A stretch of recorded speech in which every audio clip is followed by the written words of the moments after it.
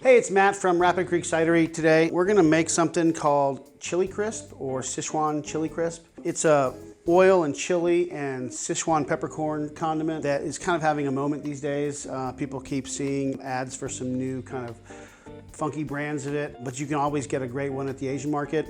The best one you're gonna have is the one you make at home, though, I tell you that, because it's not hard to do and you can brag about making it. The ingredients usually include shallots, ginger, garlic, some kind of nut. Traditionally, it's a dried soybean to give it that crisp. That's where the word crisp comes into it.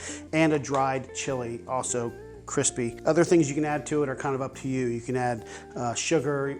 We do mushroom powder to give it a little kind of interesting umami taste. But there's many ways to do it. So it's probably about a 15-minute process, and then if you let it sit in the fridge a little bit for a day or two and pull it out to room temperature, it's great garnished on anything off the grill, which is what we're trying to do a lot this time of year. So first, you're gonna wanna get your shallots and garlic, and if you're using ginger as well, in about 1.5 cups of oil. And just kind of let it go for a little while. You're gonna wanna get it not tan, but you're gonna wanna start to see the edges of the garlic get a little bit of color, bring out some of the sweetness in that. Also, if these get a little crisp, you're gonna add to that crisp flavor to it that I think a lot of people really like about chili crisp. My favorite thing about it is it has that heat, but a lot of the Sichuan cooking also, of course, has the Sichuan peppercorn, which has that numbing quality as well. So it's kind of a way to balance the heat with that. And the nuts, like I said, we use peanuts in ours and sesame, but you could use any nut. I've actually seen a kind of a Spanish take on it that someone has done with pine nuts and hazelnuts that was actually really delicious. Some people put a little bit of MSG in theirs too. I like that too. People have different feelings about MSG. This one doesn't have it, but you surely could. So we're just gonna wait for this to get a little bit of color on the vegetables, on the shallots and garlic and ginger. So we're just about ready on the shallots and ginger and garlic. Like I said, you start to get a little bit of color on there for some texture. The other thing you can change is the chilies themselves. I'm using a dried Thai chili. You can find it at any Asian market, but you could use anything you want to. I've actually seen one as well with that was really fiery with the dried jalapeno. With a dried habanero, and it was almost inedible. But anyway, so at this point we're getting a little bit of color on everything, and we're just gonna start adding the rest of the ingredients. We're gonna add in our Sichuan peppercorns, lightly ground. You don't want the whole ones; it gets a little too textural. And then sesame seeds. This is what's going to give it that numbing sort of quality. And the good thing about it too is once you get your color on your vegetables, when you start putting stuff in, it's going to cut that cooking so you don't get too brown on your shallots. Then we're going to add our next batch of things, which is salt, sugar, mushroom powder, which you can get at most Asian markets as well, or you can grind dried mushrooms in the blender or the spice mill, and 5-spice. So this version of this is the simplest way you could go. We're using just a straightforward Chinese 5-spice mix. You can blend that yourself. You can add more of other things. I've done more with white pepper, aniseed I've done as well, straight big star anise soaked in. And then sometimes you'll do whole spices and you'll strain them out after a while. I don't have a problem putting the spices in their ground, just gives a little more texture. So we'll stir that in. Peanuts.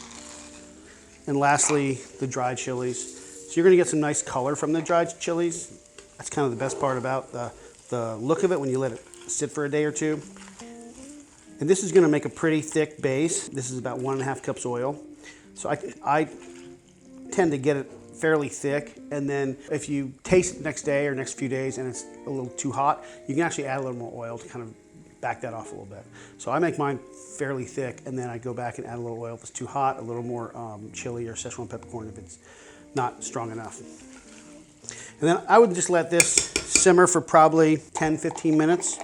If you are watching it on the stove and your peanuts start to get a little dark, I would definitely cut it there and try to chill it down a little bit. I use a roasted peanut. We roast them ourselves and then do it this way. That way I don't have to worry about trying to get the peanut cooked. Some of them use a raw nut, and it's hard to balance how long you keep it in the oil. And so I just would rather have it roasted ahead of time. Yeah, so this is it, and it's really great for anything off the grill. It's gonna have a lot of punch to it. There is sugar, so it's got a balance of the salt and the sweetness.